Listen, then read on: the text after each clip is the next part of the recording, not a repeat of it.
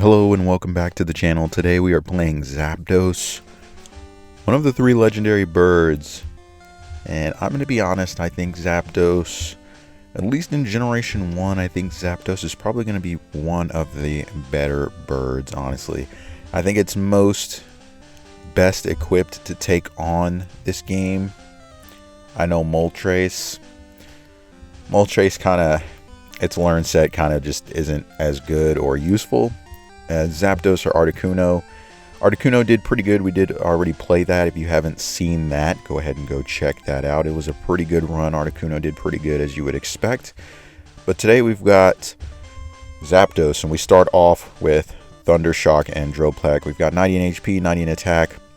Oh, hold on one second. I gotta pull up the stats. Okay, Zapdos. We've got, where are you at, Zapdos? I usually say the stats before I actually start before it actually goes off the screen. But for Zapdos, we've got 90 in attack, 90 in defense, or no, 90 in HP, 90 in attack, and then we have 85. Oh, I'm sorry, I don't know what these stats are. 85 in defense, speed. We have 90 and 125 in special. Sorry about that. I was a little less, not as organized this time. But yeah, those are the stats for Zapdos. Pretty good. Critical hit rate of 19.53%. Our starting set is Thunder Shock and Dropleck, so we will be losing those points on Brock, to be expected, but I don't think that's going to have a huge impact on our run overall. We also don't learn another move by level up until level 51, and that'd be Thunder, and then Agility and Light Screen. Light Screen we probably won't get to, nor will we need. But Agility should be good for some badge boosts once we get there. Probably literally at the end of the game. But first up is Brock. Shouldn't be a hard fight, but let's see how it goes.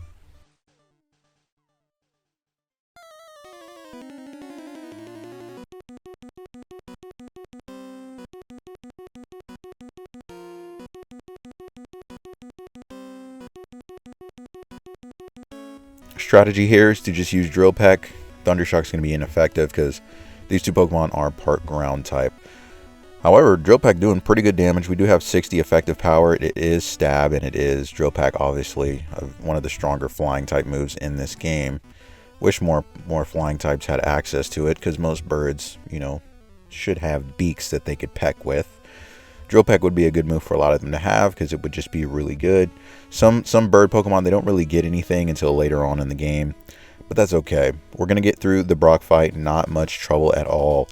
Zapdos has a really good attack stat, and it also utilizes a solid flying type move, even though it is ineffective. Still 60 base power. It's really good. A really good move to have at the start of the game. And kind of going from here forward, we really shouldn't be seeing any issues. Misty, obviously going to be easy. We do have a stab electric type move, a stab super effective electric type move. So I don't think we'll struggle with her. There isn't really any better moves we'll get for the time being. We've got to get Surge to get Thunderbolt. And after that, we really won't be needing any other moves to use, really. I may use Hyper Beam at some point. I'll probably use Mimic at some point. But there's not really too many moves by TM that we're going to be using. Zapdos is kind of just that good. So let's hop into this Gym Leader Gauntlet and see how it goes.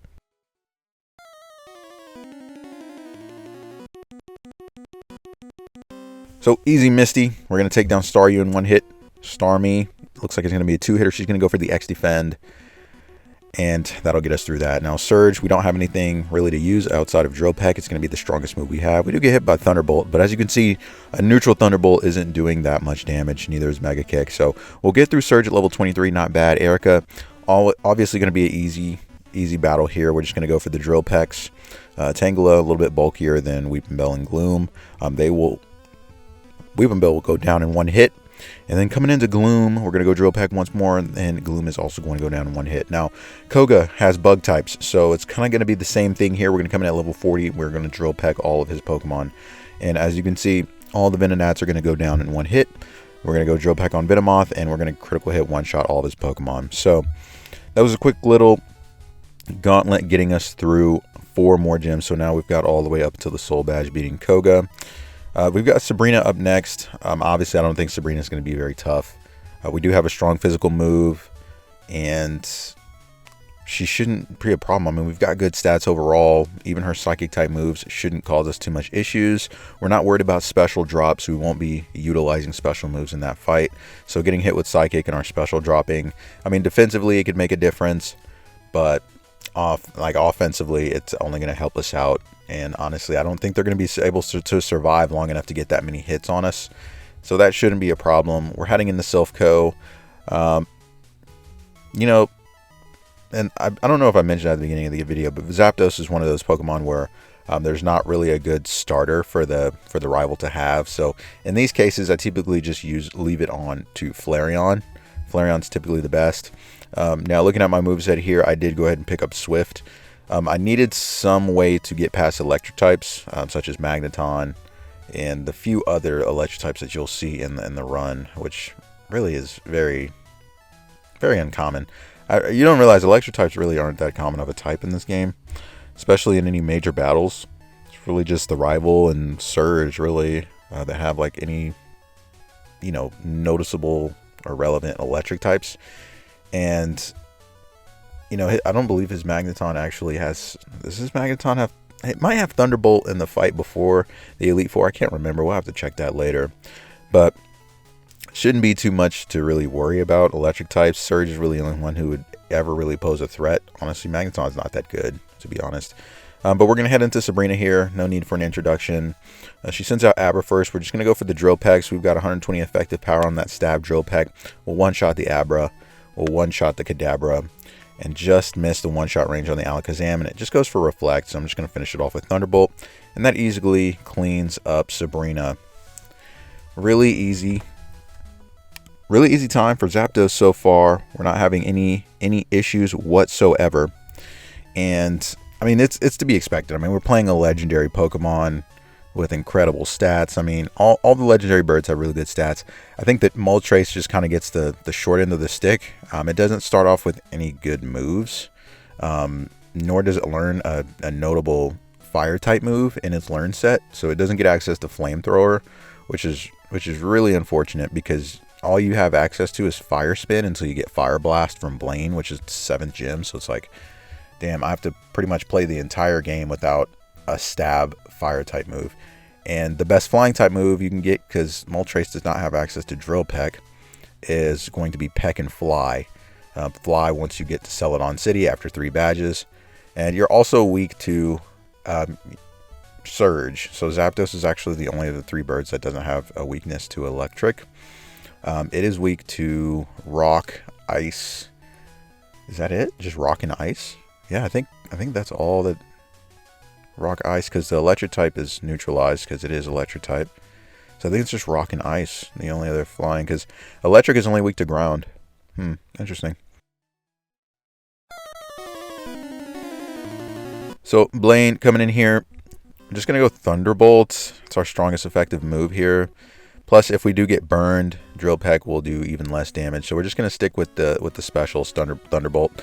Looking at our stats now, attack and special, just for this brief moment, are equal. But as soon as we claim the badge from Blaine, we will get a boosted special stat. Now we're from 159 to 178.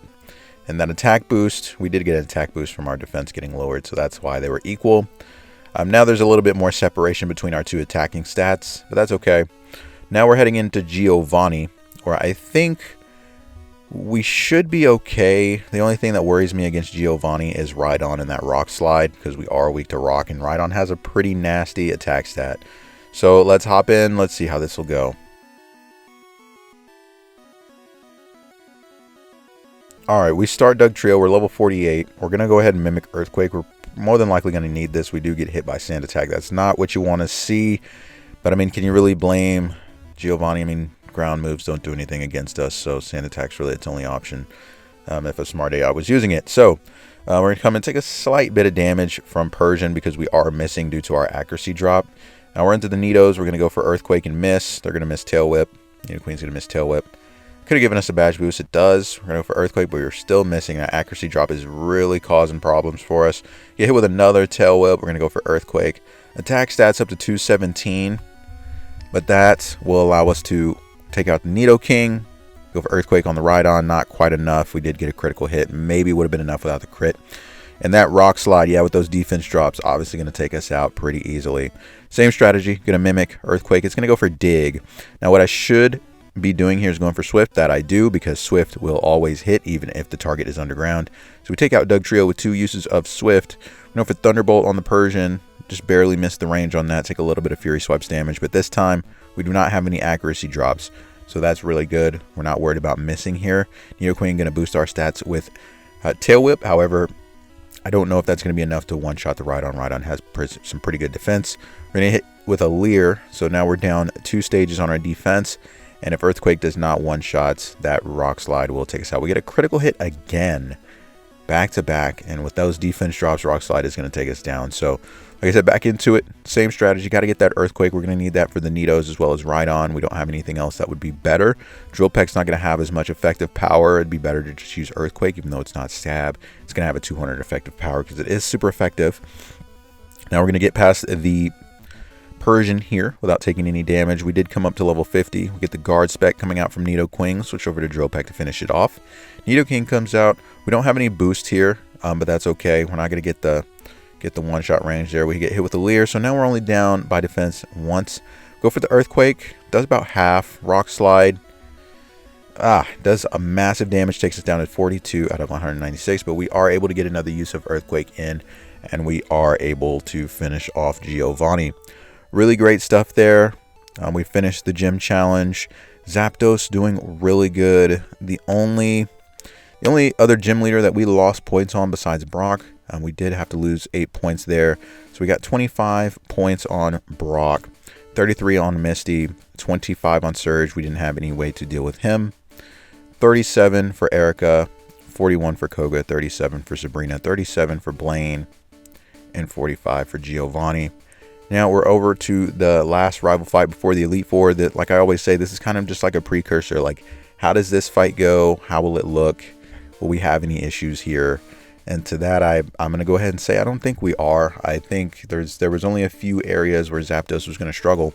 And I mentioned it in a prior video, but Zapdos is probably going to be one of the only electric types that doesn't really struggle against Giovanni. All the other electric types are going to have a hard time getting through that fight. And quite frankly, I don't know how possible it is for many of them to get through. So just due to Giovanni, I think a lot of the electric types will be low ranking Pokemon. And it's just unfortunate because Giovanni is a huge wall for electric types. Fire types, not so much, because fire types do still have some kind of stab move that they can use, and also the access to being able to burn. Elite Four time.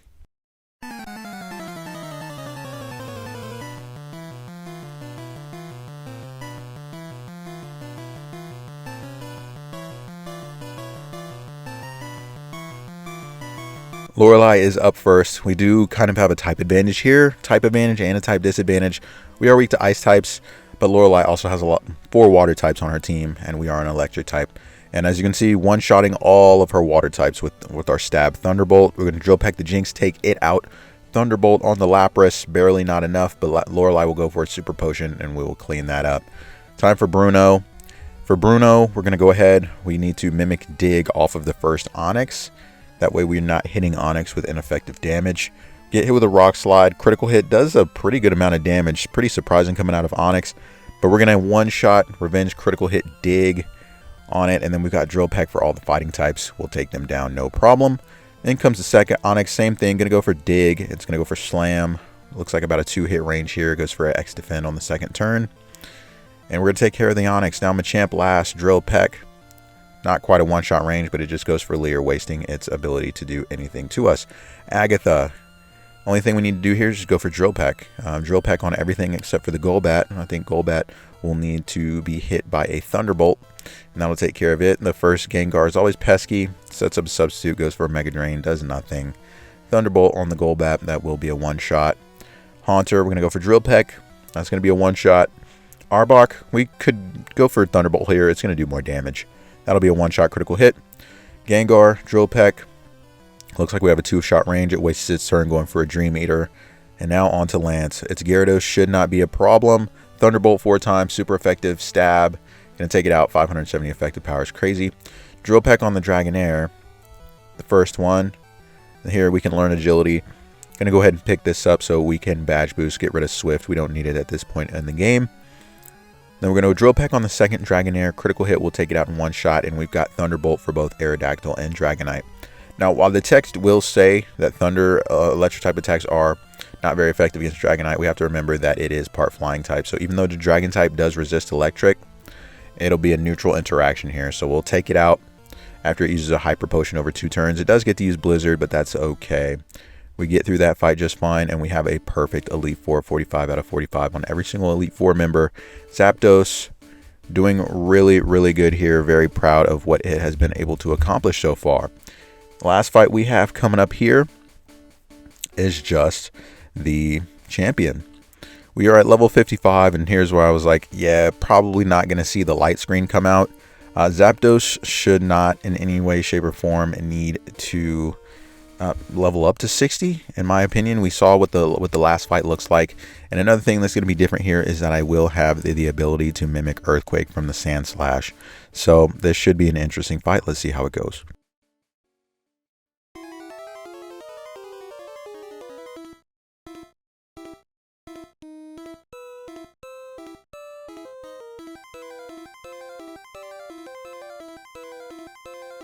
Okay, so we're going to mimic Earthquake from the Sand Slash.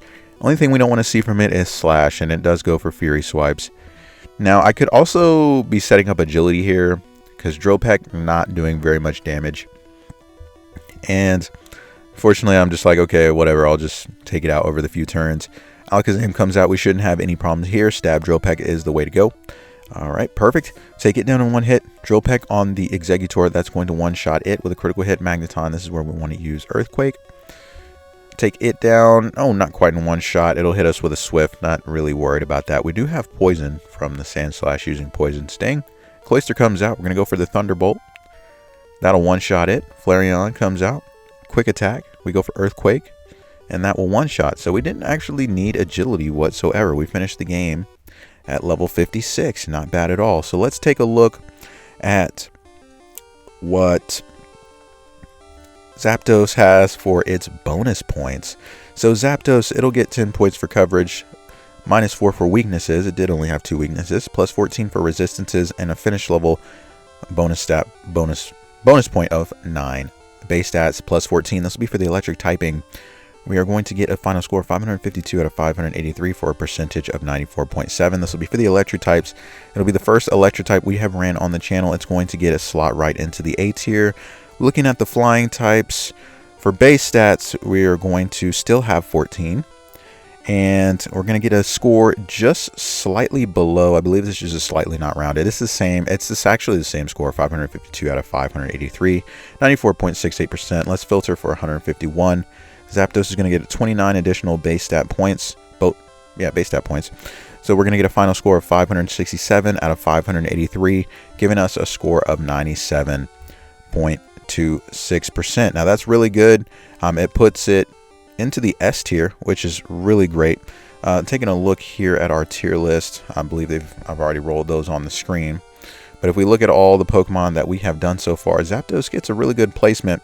It's just behind Tauros on our tier list. Tauros so far is one of the technically the second best Pokemon that we have ran to date.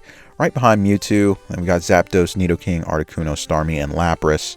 The latter of the list barely scratching their way into the S tier, mainly pushed in there from their bonus base stat points that they got from all 151.